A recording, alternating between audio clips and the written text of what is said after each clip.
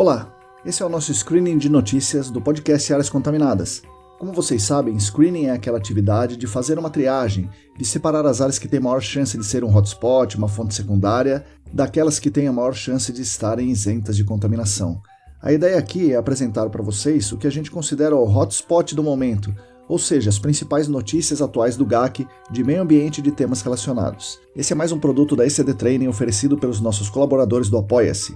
A contribuição desses colaboradores permite que possamos nos dedicar à leitura, escrita, comentários e edição desse screening de notícias. Esperamos que vocês encontrem e consigam separar as notícias importantes das fake news. Com vocês, screening de notícias.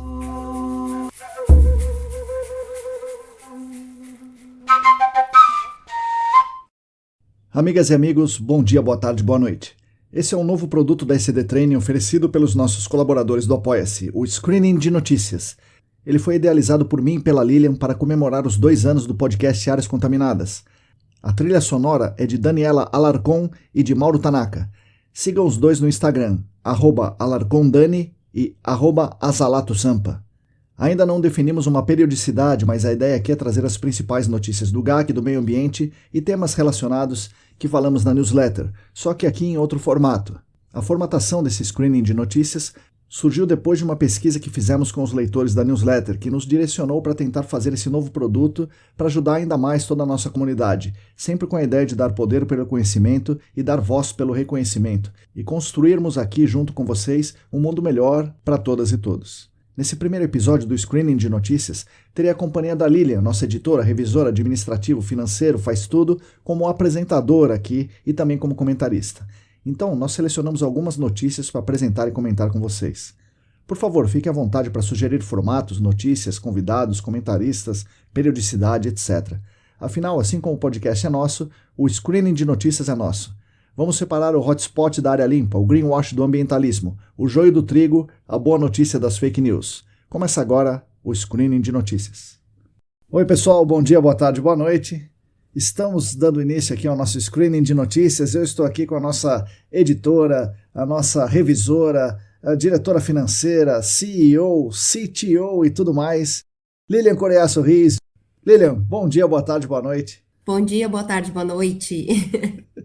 Estou muito feliz por estar aqui participando desse novo formato que está sendo oferecido pela ECD Training, o Screening de Notícias. Muito bem, bem-vinda então ao Screening de Notícias, bem-vinda ao podcast Áreas Contaminadas e o seu spin-off, vamos chamar de spin-off aqui, o Screening de Notícias. Então, pessoal, eu e a Lilia vamos ler e comentar algumas notícias que nós selecionamos, umas notícias importantes que saíram na newsletter 98, na newsletter 99, eventualmente que vão sair na newsletter 100, e nós vamos debater algumas delas aqui, que a gente considerou mais relevantes para serem comentadas aqui em áudio. Para quem não conseguiu ler, para quem não conseguiu clicar nos links, estudar a fundo a notícia, a gente vai fazer alguns comentários sobre as notícias que nós consideramos mais relevantes nas últimas newsletters aqui. Espero que vocês gostem do formato. O Screening de Notícias está aí com vocês. Lilian, vamos lá. Vamos lá. Os últimos episódios do podcast foram o 106, com o Neymar Almeida, e o 107, que foi um daqueles mais curtos e mais técnicos, sobre o mercado de trabalho no GAC. Como foram esses episódios? Bom, pessoal, o episódio 106 foi com o Neymar. Quem ouviu percebeu, né? São histórias muito legais. Ele conta a trajetória dele desde pequeno, né? Sempre com aquela vontade de aprender mais, de crescer, de se desenvolver. Saiu de varredor em uma loja, vendedor nessa loja, motoboy, até entrar na Clean, descobrir várias coisas. Foi muito legal, a trajetória dele é muito legal. Fora isso, ele contou histórias maravilhosas, né, dos perrengues dele, das abelhas, dos caras armados, perturbando o trabalho, né, do jogo de cintura que ele tem que ter, que ele tem. Ele falou de umas bobagens também que ele fez, não só dos acertos homéricos que ele fez, ele mostrou também, falou das falhas críticas que ele teve. E deu 2 aulas fantásticas, né? Pelo menos 2 aulas fantásticas sobre 2 equipamentos que a gente usa ou deveria usar mais no GAC. Um é o PID, né? O Foshek Tiger, e o outro é o Frog, que é um cromatógrafo de campo muito interessante. Então ele explicou muito bem o funcionamento, as limitações, um episódio bem interessante para todo mundo ouvir. E o episódio 107, eu falei sobre o mercado, né? O mercado de trabalho no gerenciamento de áreas contaminadas, principalmente na ótica de quem quer entrar nesse mercado. e quem está querendo começar no mercado de trabalho, e para os trabalhadores que estão querendo buscar uma condição melhor, né, uma posição melhor dentro do GAC. Eu falei desde o histórico, né, no histórico, na ótica do trabalhador, né, como é que era antigamente, como é que é hoje, como são as formas de contratação, quais são os salários médios, e eu falei algumas dicas para melhorar aí a aceitação, a empregabilidade, né, das pessoas que querem entrar ou mudar de emprego dentro do GAC. Como um pequeno spoiler aqui, as melhores condições para a pessoa melhorar de posição, ser contratada, ela tem que ter experiência, e as relações também valem muito. É um episódio mais voltado ao chão de fábrica do GAC, né? Os trabalhadores que constroem o dia a dia do gerenciamento de áreas contaminadas. Então, os 2 últimos episódios foram realmente bem legais. No próximo episódio, o episódio número 108, vai ser a entrevista que eu fiz com o Belarmino Guimarães, um grande cara, também uma história fantástica. E ele saiu de bombinha, né? Ele era um bombinha, foi indicado pela Tamara, pelo Felipe. Ele foi meu aluno também, é um cara fantástico, um profissional excelente. Hoje ele é coordenador de projetos na GeoIntegra. Então vocês vão poder ouvir tudo isso aí no episódio 108. Então é isso aí, Lilian. Esses são os últimos episódios do podcast Áreas Contaminadas. Legal. Falando em mercado de trabalho, nessas últimas semanas foram muitas vagas anunciadas no Telegram. Como estão essas vagas? Bom, primeiro a gente queria ressaltar aqui que nós temos um canal no Telegram. O canal chama Áreas Contaminadas. Quem tem Telegram, a gente fala basicamente lá sobre as vagas no mercado do gerenciamento de áreas contaminadas. Muita gente me manda as vagas. Fala assim, olha, Marcos, por favor, divulga ali as vagas. E outras vagas eu vejo no LinkedIn, no Instagram, no Twitter, sei lá, vejo em todo lugar. E eu condenso essas vagas lá no canal do Telegram e anuncio também nas newsletters. Mas a vaga em si, o contato e tudo mais, estão lá no Telegram. As últimas vagas foram muitas. Por exemplo, tem vaga de especialista sênior na Tetra Tech, tem vaga na SGW, tem vaga de analista pleno na Tetra Tech, tem de coordenador de projetos na LEAD, tem de estágio na GeoIntegra, coordenador na GeoIntegra, estágio na CPEA, técnico na CPEA, várias vagas na Arcades, uma delas para estágio em ecotoxicologia, que é uma coisa diferente, né, na nossa área. Na Antea, vaga para analista, na Horizon também vaga para analista, na Tetra Tech, vaga para estágio, na SafeSet do Paraná, vaga de estágio, na AmbiSolution, uma vaga de gerente técnico, na EBP, né, antiga Geoclock, uma vaga para engenheiro e engenheira química, até uma vaga na ONU, né, na Organização das Nações Unidas como especialista de projetos apareceu. E também, mais recentemente, vieram outras vagas aqui na Vortex, que é um analista para o Rio de Janeiro, a Horizon com outras vagas, a Finkler está com várias vagas abertas, a Cetrel com várias vagas abertas, a EBP e o Laboratório Barrema para estagiário em Química ou Engenharia Química, a COPF falou hoje mesmo de várias vagas, de estágio, de analista, de geólogo, enfim, são realmente muitas vagas. Como eu falei no podcast 107, o mercado está em alta, está contratando bastante gente. Legal, que bom, né? Sim, quanto mais melhor. As pessoas podem escolher, né? Ter a opção de escolher é muito bom. E também o poder de barganha do trabalhador melhora, né? Nessa condição de ter muitas vagas. Legal. O Lucas Vence Guerra recomendou um artigo muito interessante sobre biodisponibilidade de metais. Bom, pessoal, eu não sou especialista, né, no assunto, em geoquímica, em ecotoxicologia, mas a biodisponibilidade que o pessoal falou nesse artigo aí, né, o artigo de Geminer e outros, né, fala sobre a biodisponibilidade de metais, né, eles fizeram essa pesquisa aí no complexo minerário, né, da mineração de urânio da INB em Caldas, Minas Gerais, onde já tem uma montanha de resíduos, né, de rejeitos da mineração de urânio e também tem o resíduo de torta 2. Bom, os caras coletaram amostras de solo e coletaram amostras das árvores e tentaram fazer uma relação. Se tem metais no solo e tem metais nas árvores, significa que o metal está biodisponível. Uma alegação do responsável legal, né, do contaminante, é que tudo bem, tem metal ali, mas esse metal não está biodisponível, ele não vai se bioacumular nos organismos, então tem menos riscos ecotoxicológicos. Esse trabalho mostra que sim, existe a biodisponibilidade de metais. Eles encontraram cobalto, ferro, chumbo, urânio e zinco.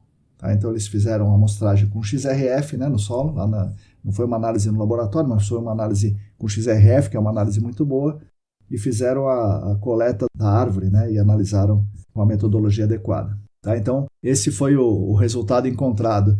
Está biodisponível os metais ali na região de Caldas.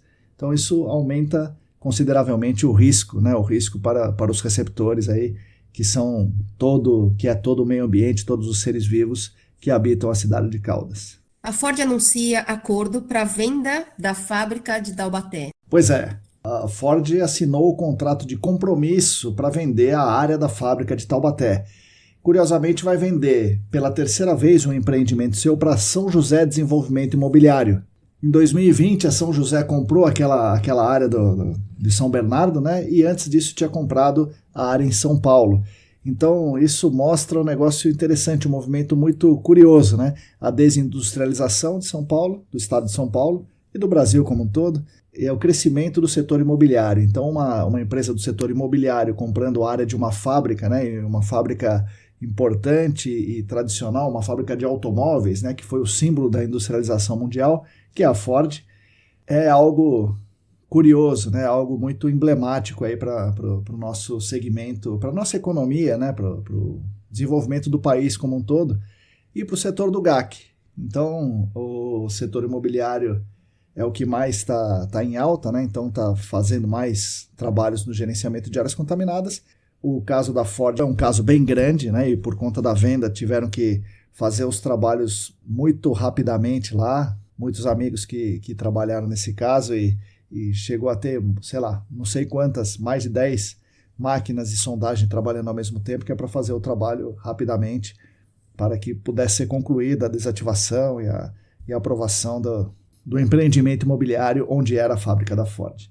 Bom, e agora a mesma coisa aconteceu em Taubaté, e lembrando que a Ford também encerrou as atividades em Camaçari, causando problemas trabalhistas aí importantes. É isso, é mais uma notícia emblemática para nós e certamente o mercado vai falar sobre essa desativação em Taubaté também. Nossa querida amiga Larissa Macedo indicou uma reportagem extensa que fala do caso da Cidade dos Meninos. Isso aí é um caso grandioso, né? Um caso tão grandioso que vai merecer aí um episódio especial no podcast, mas falando rapidamente aqui, na década de 1930, o presidente Getúlio Vargas resolveu fazer um internato para abrigar órfãos ali naquela região, em Duque de Caxias, né, na Baixada Fluminense. Era uma área rural naquele momento.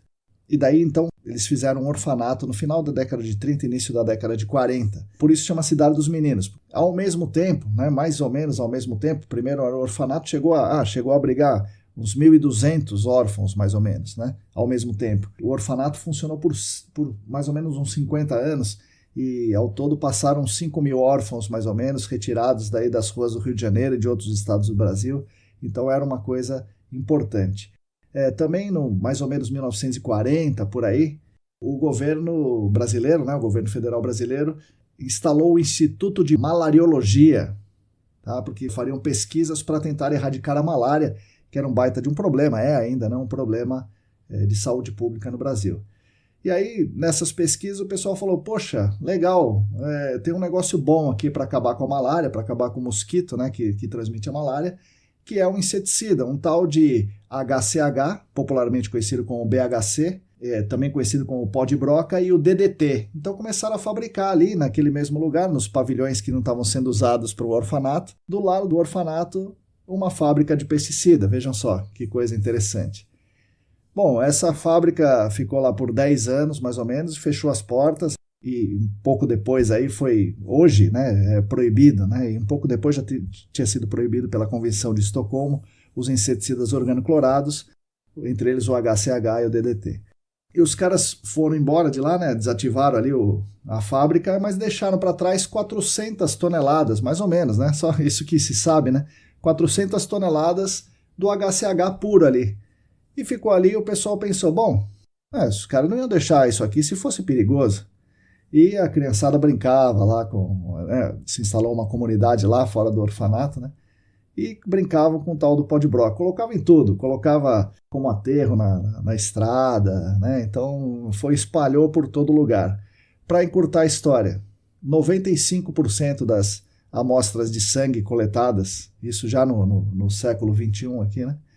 90% das amostras de sangue tem concentração muito alta de HCH no sangue das pessoas. Então tem HCH no solo, é claro, tem nas paredes da fábrica, tem na verdura, tem no leite que eles tomam, tem no leite materno e tem simplesmente 95% do sangue das pessoas que moram lá.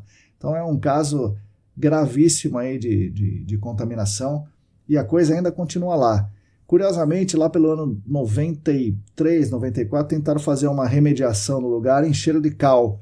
E a cal aumentou a mobilidade do HCH e agora o HCH está mais longe. Aquela famosa remediação que é pior que enxugar gelo.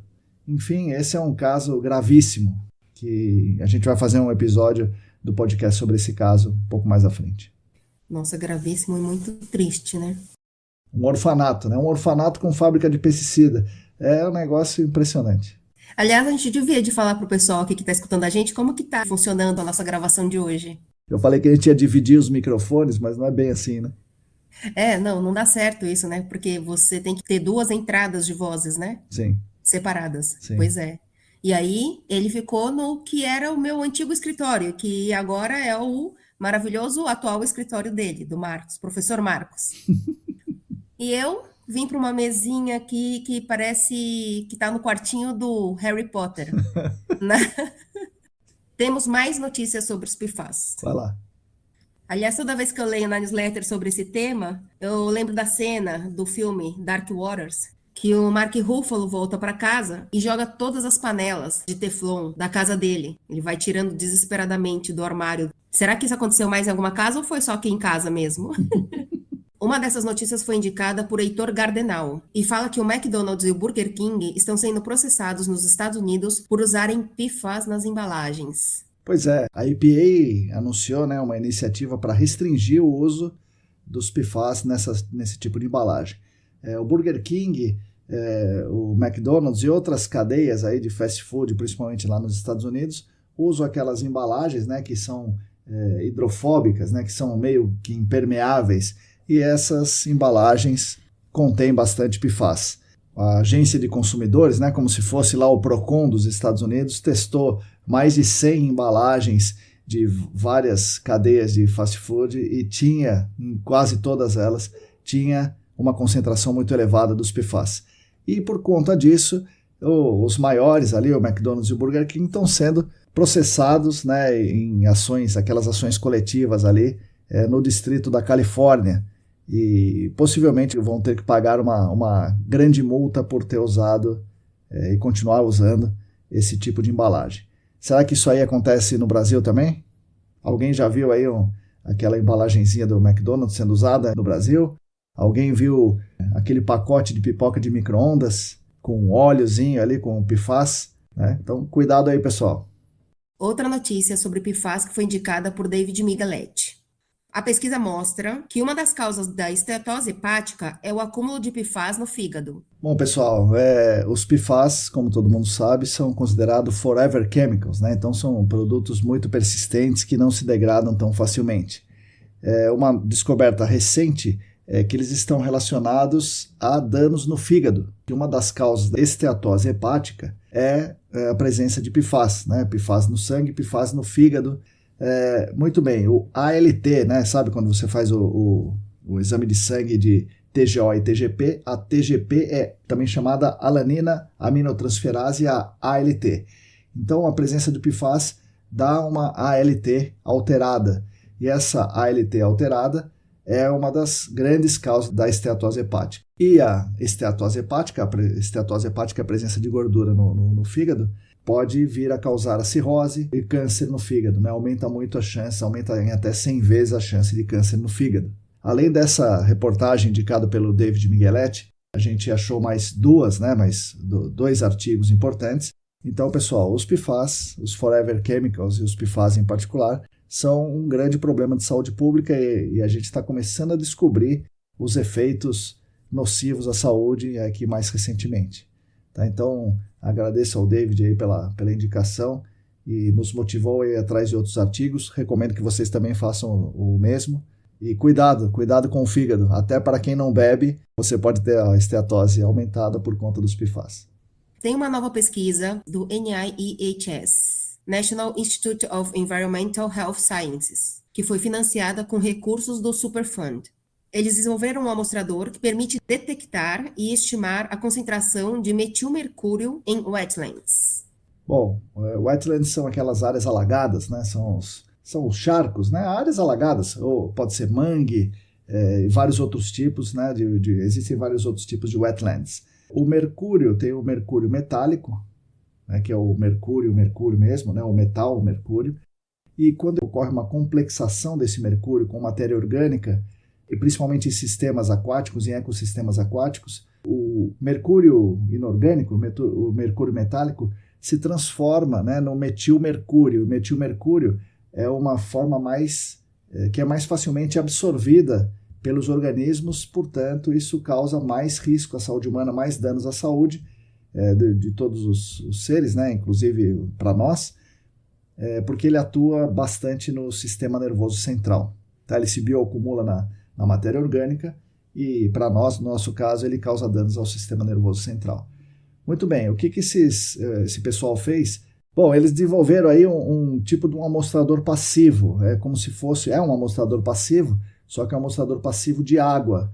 Então ele fica lá nos wetlands e vai captando, né, consegue capturar aí o mercúrio, tanto o mercúrio metálico, o mercúrio inorgânico dissolvido, quanto o metilmercúrio. Ele consegue diferenciar o que é inorgânico do metilmercúrio. Então é um amostrador passivo e parece ser muito interessante, né, como é do Superfund, isso deve ser popularizado em breve, principalmente nos nossos aqui, né? Então nós temos muitos sistemas aquáticos contaminados, potencialmente contaminados com mercúrio, que potencialmente contém metilmercúrio. Então esse tipo de dispositivo, né, esse amostrador passivo aí, provavelmente vai chegar no Brasil em breve. Esse artigo é de 2022, então um artigo novíssimo aí, muito, muito legal. A EPA atualizou seus Regional Screening Levels, RSLs, agora em maio. Pois é, mais ou menos a cada 3 meses a EPA faz essa atualização, né? E a atualização da primavera, né, foi feita a primavera deles aqui, né? Como vocês estão vendo, nós não estamos muito na primavera, foi atualizada agora em maio. Vale lembrar, né, muito importante você saber e utilizar, que eles têm o limite aceitável de risco para eles é 10 a menos 6, e aqui em São Paulo, né, no Brasil, a gente usa 10 a menos 5. Então, se for uma substância carcinogênica, você vai ter que fazer essa correção aí para poder comparar os resultados com os Regional Screening Levels. Eles fizeram alterações, não muitas, mas a maior parte das alterações, ou todas as alterações, foram feitas em perfluorados, né? Então, numa parte dos PFAS. Eles atualizaram e deixaram um pouco mais restritivo aí o limite aceitável para os perfluorados, alguns perfluorados, né?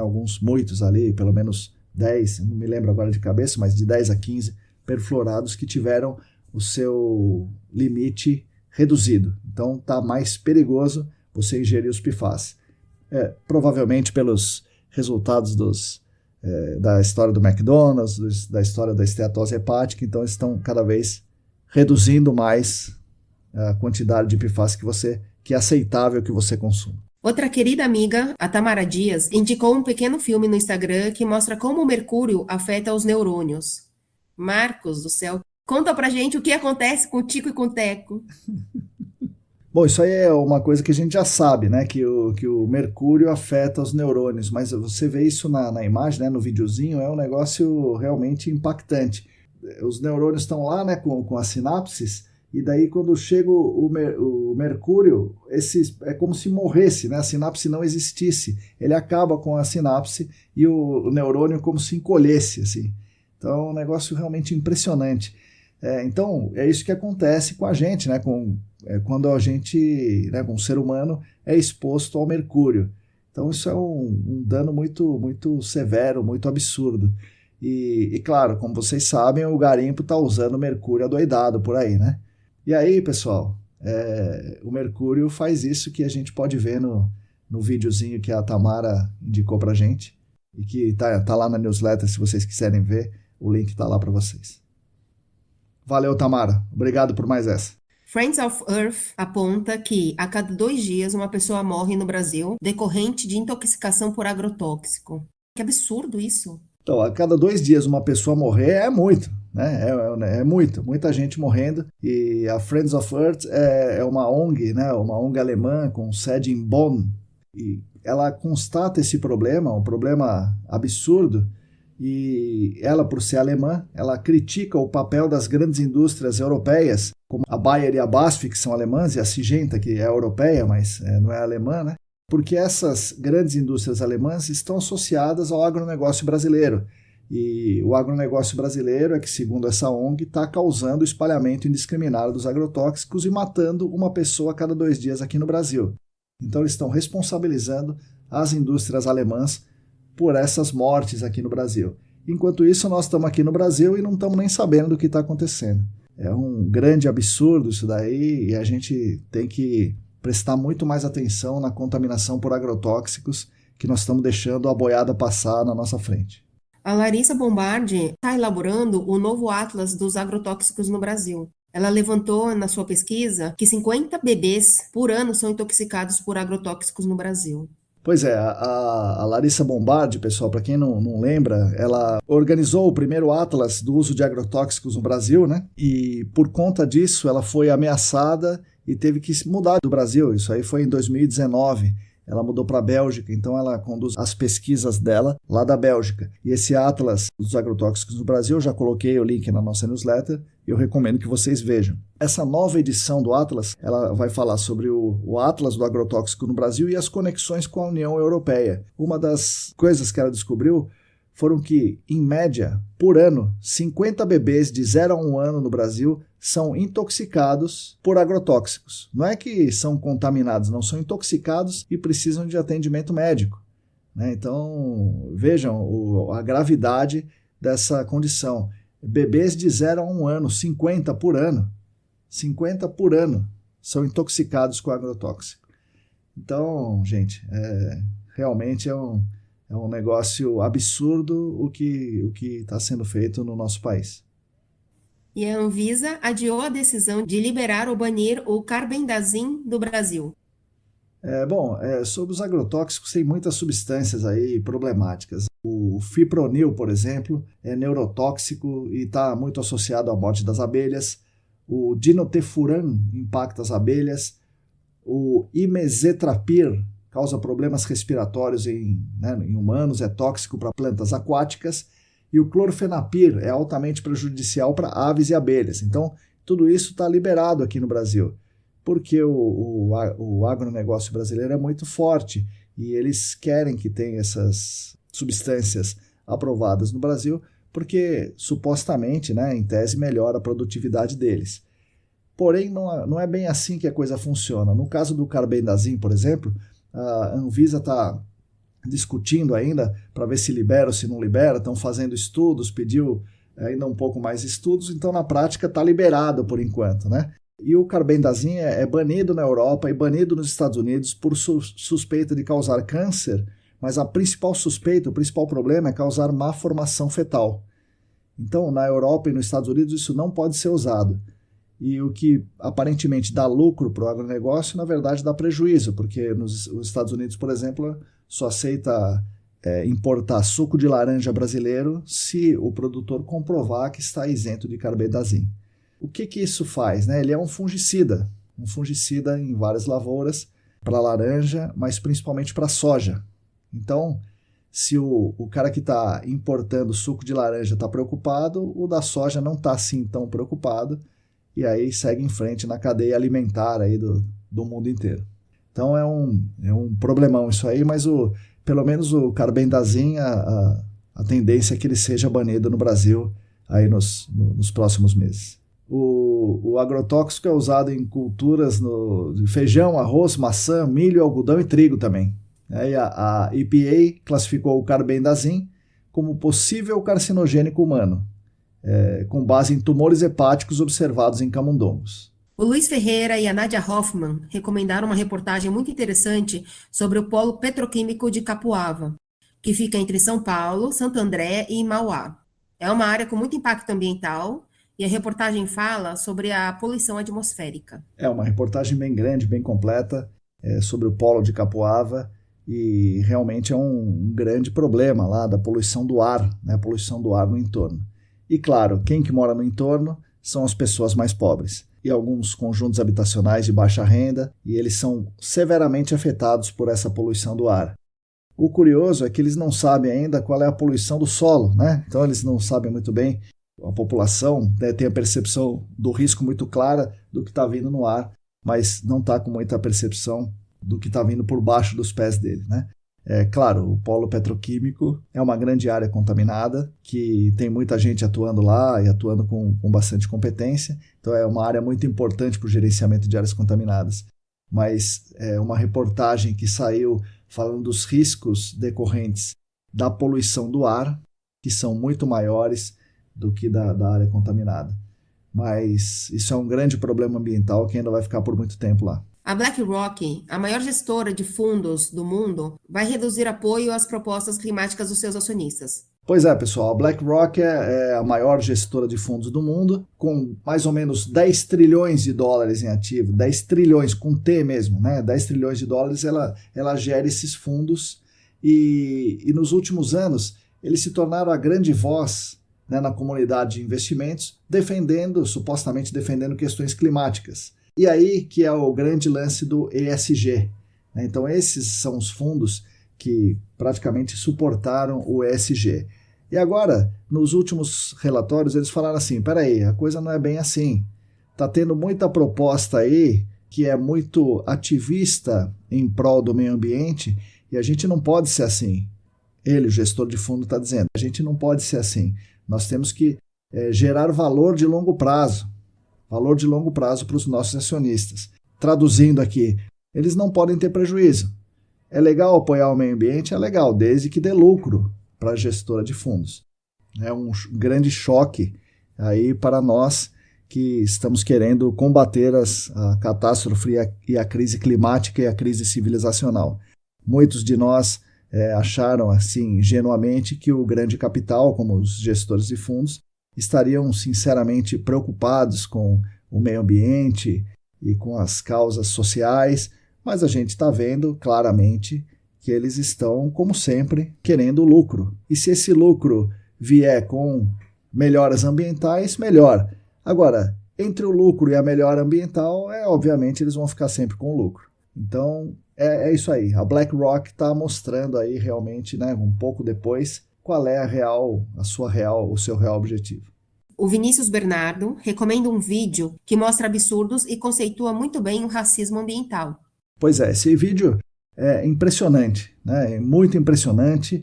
Poxa, é uma paulada na nossa cabeça. Logo no início, ele fala lá que lá nos Estados Unidos, as pessoas negras estão sujeitas a 38% mais poluição do ar, 76% mais chance de viver em locais sem condições ambientais adequadas. E aí o racismo estrutural dos Estados Unidos permeia inclusive a questão ambiental lá. E eu acho que aqui não deve ser diferente. E o recorte lá nos Estados Unidos é mais de cor do que condição social. Negros com renda de até $200 mil por ano vivem pior, em condições piores ambientalmente, do que brancos com renda de até $25 mil. E o apresentador, ele é um apresentador muito bom, ele intermeia aí as notícias com algumas piadas interessantes. Para ele, o racismo é uma das poucas coisas mais poderosas que o dinheiro ali nos Estados Unidos. Os negros lá têm 3 vezes mais chance de morrer em decorrência da poluição e contaminação que os brancos. E ele conta um caso, assim, um caso grosseiro, um caso absurdo, de uma área no Tennessee. Essa área no Tennessee é majoritariamente branco e racista, foi atingida por um derramamento de substância lá num contaminante. Ele não falou qual era. E aí, o pessoal dessa área, né, de maioria branca, pediram, né, para a EPA e tal, e finalmente eles removeram a contaminação de lá. E adivinha só, depositaram numa comunidade de população negra. Então eles tiraram a contaminação de lá e puseram aqui, né, onde outras pessoas seriam afetadas, e nesse caso era uma população negra. Bom, isso é a clareza, né? É o conceito claro do racismo ambiental. Há uns 10 anos atrás existia o conceito de injustiça ambiental, e ainda se fala isso, né? Injustiça ambiental, mas progressivamente o pessoal, os teóricos, né, desse termo, vem usando racismo ambiental para se referir a isso. E lá nos Estados Unidos isso é muito claro, é o racismo ambiental mesmo. E a última notícia do Screening de Notícias, quem vai fazer a pergunta é um convidado muito especial. Pai, gases de efeito estufa são que causam poluição no ar? Muito obrigado, esse é meu filho Vinícius Coreaço Riz. Muito obrigado pela pergunta, meu filho. O Vinícius está estudando sobre isso agora, né? Ele está no 5º ano, ele está estudando sobre gases de efeito estufa, sobre camada de ozônio, sobre poluição do ar. Isso é uma dúvida recorrente, né? Não, gases de efeito estufa são os gases que causam aquecimento global, que causam o efeito estufa. Tem vários tipos de gases que causam efeito estufa, o mais comum, né, o mais famoso é o gás carbônico, mas nós temos também o metano, temos alguns óxidos de nitrogênio que causam efeito estufa. Como curiosidade, o metano causa de 4 a 20 vezes mais efeito estufa do que o gás carbônico, né, e por isso que é importante que os aterros sanitários, por exemplo, queimem o metano e assim gere gás carbônico, porque aquele gás carbônico gerado já estava no ciclo, né? Porque o que está no aterro sanitário é o carbono que já estava no ciclo do carbono aqui na Terra. O que causa realmente o efeito estufa é o desmatamento, porque é um reservatório de carbono que está sendo queimado, e, claro, os combustíveis fósseis, o gás natural, o petróleo, o carvão. Isso você está aumentando a concentração do carbono, né, na forma de gás carbônico na atmosfera. Agora, não necessariamente os gases de efeito estufa são poluentes, normalmente não são poluentes. Os principais poluentes que nós temos aqui são o material particulado e os óxidos de enxofre, os óxidos de nitrogênio, os PAHs e o monóxido de carbono e outras coisas que essas sim são realmente, o ozônio, que são poluentes atmosféricos. Esses são poluentes atmosféricos, não são gases de efeito estufa. Então, gases de efeito estufa são uns, os poluentes atmosféricos são outros. Obrigado pela pergunta, meu filho. Entendi. Obrigado, pai. Bom, Lilian, parece que nós acabamos o screening de notícias de hoje. Gostei muito de participar, foi por livre, espontânea pressão. Espero que todos gostem. E aí, Lilian, pronta para a próxima ou não? Vamos discutir na próxima DR. Obrigado, pessoal. Bom, pessoal, espero que vocês tenham gostado do nosso novo produto. Estamos muito felizes pelos 2 anos aqui com vocês, semana após semana, falando com vocês sobre os principais temas do GAC e tentando dar poder pelo conhecimento e também dar voz e vazão às maravilhosas histórias das pessoas que fazem o nosso mercado.